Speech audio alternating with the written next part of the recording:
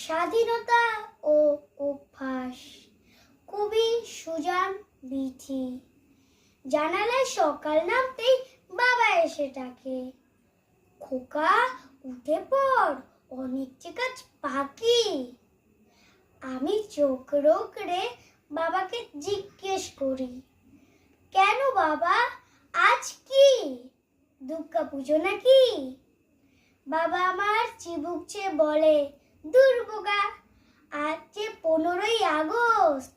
আজ সেই দিন, যেই দিন 200 বছরের গ্লানি মুছে গিয়ে এক নতুন সূর্য উঠেছিল। ভারতবর্ষ হয়েছিল স্বাধীন। ও আজ স্বাধীনতা দিবস, পতাকা তুলবো, বলবো বন্দে মাতরম, দেব মালা, গান গাইবে মা, তুমি, ছোট কাকু, আমিও। তারপর চকলেট খাওয়ার পালা।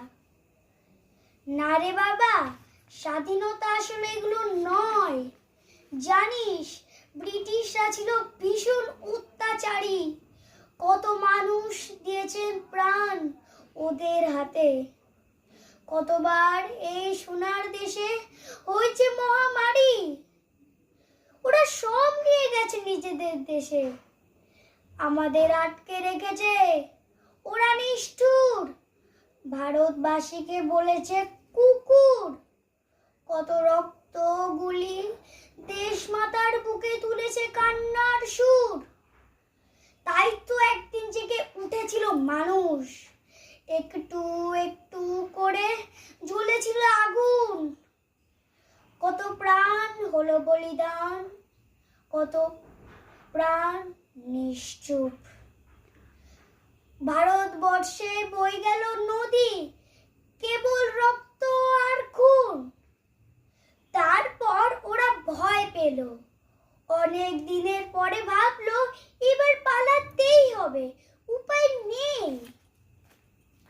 আজ ওদের পালানোর দিন। খোকা জানিস, অবশেষে স্বাধীনতার সুখ পাওয়ার দিন সেই। শুনতে শুনতে আমার চোখে আসে জল।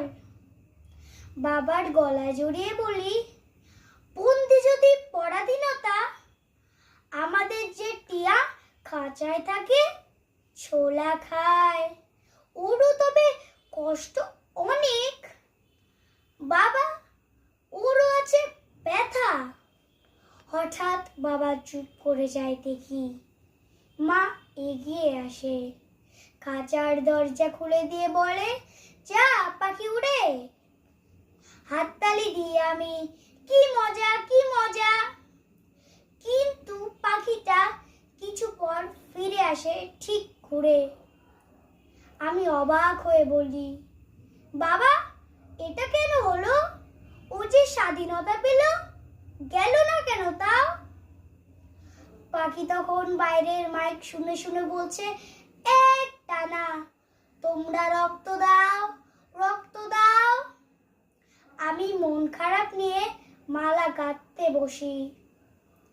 বাবার মুখেও ব্যথা, ফেলল দীর্ঘশ্বাস। তারপর মাকে বলল, জানো খোকার মা, পরাধীনতা কখনো কখনো হয়ে যায় অভ্যাস। নমস্কার।